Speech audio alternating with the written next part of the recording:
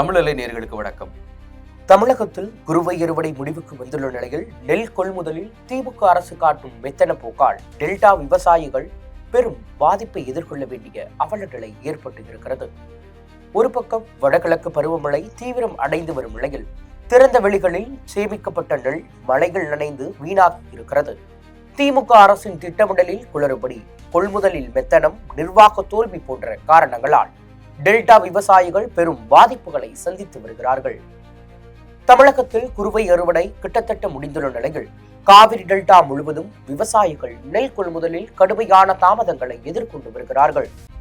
Tamil Nadu civil supplies corporation போதுமான திட்டமிடல் மற்றும் ஒருங்கிணைப்பை உறுதி செய்ய தவறவிட்டதால் ஆயிரக்கணக்கான டன் அறுவடை செய்யப்பட்ட நெல் உரிய முறையில் சேமிக்கப்படாமல் மழையில் வீணாகி இருக்கிறது.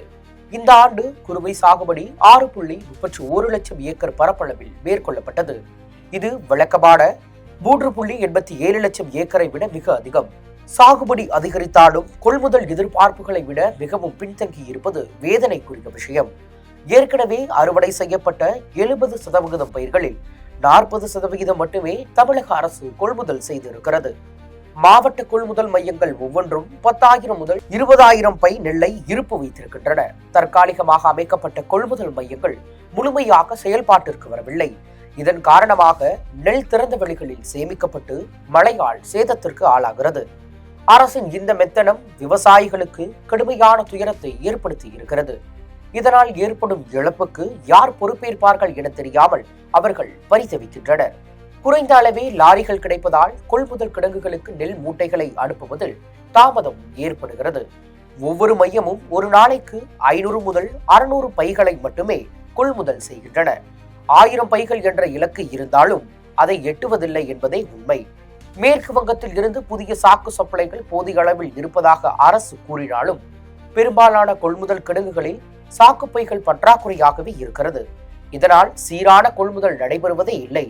எதிர்பார்க்கப்படும் மகசூல், போக்குவரத்து தேவை போன்றவை தொடர்பாக விவசாயிகளுடன் அரசு அதிகாரிகள் ஆலோசனை ஏதும் நடத்தி அதற்கான தீர்வினை காண முயற்சிக்கவே இல்லை.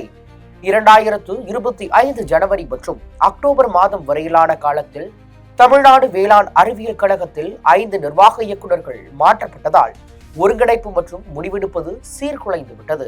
காவிரி டெல்டா முழுவதும் தொடர்ந்து பெய்த மழையால் நெல் இருப்புகள் வெளிப்பட்டு நீண்ட ஈரப்பதம் காரணமாக பல மையங்களில் அவை முளைத்துள்ளன.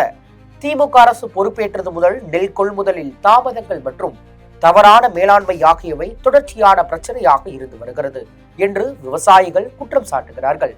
ஒவ்வொரு பருவத்திலும் மோசமான திட்டமிடல் மற்றும் மேற்பார்வை காரணமாக மையங்களில் நெல் கொள்முதல் செய்யப்படாமல் தேங்குகிறது அல்லது சேதமடைகிறது. ஒவ்வொரு பஞ்சாயத்து ஒன்றியத்திலும் தானிய கிடங்குகளை நிறுவுவதாக அளித்த தேர்தல் வாக்குறுதியை திமுக அரசு நிறைவேற்றவே இல்லை. இதன் காரணமாக விவசாயிகள் தொடர்ந்து இழப்புகளையும் துயரங்களையும் சந்திக்கின்றனர். இதற்கு நிரந்தர தீர்வு இல்லை என்பது கசப்பான உண்மைதான். வயல்களில் பல மாதங்கள் கடுமையாக உழைத்து நெல்லை அறுவடை செய்தாலும் கொள்முதல் கிடங்குகளில் பல நாட்கள் காத்திருக்க வேண்டிய அவலம்தான் விவசாயிகளுக்கு உள்ளது. வடகிழக்கு பருவமழை தீவிரமடைவதால் மேலும் சேதம் ஏற்படுவதை தடுக்க கொள்முதலை விரைவுபடுத்த வேண்டும் என்பதே விவசாயிகளின் கோரிக்கை. பருவமழை, பண்டிகை காலம் போன்றவற்றை கருத்தில் கொண்டு கொள்முதலை திட்டமிடுவது அரசின் கடமை. ஆனால் திட்டமிட்டு சரியான நேரத்தில் செயல்படாமல் இருப்பது, அறுவடை செய்யப்பட்ட நெல்லை விரைவாக கொள்முதல் செய்யாமல் மழைகள் நனைய விடுவது போன்ற செயல்கள் திமுகவின் அலட்சியம் மற்றும் திறமையின்மையை வெளிச்சம் போட்டு காட்டுகிறது.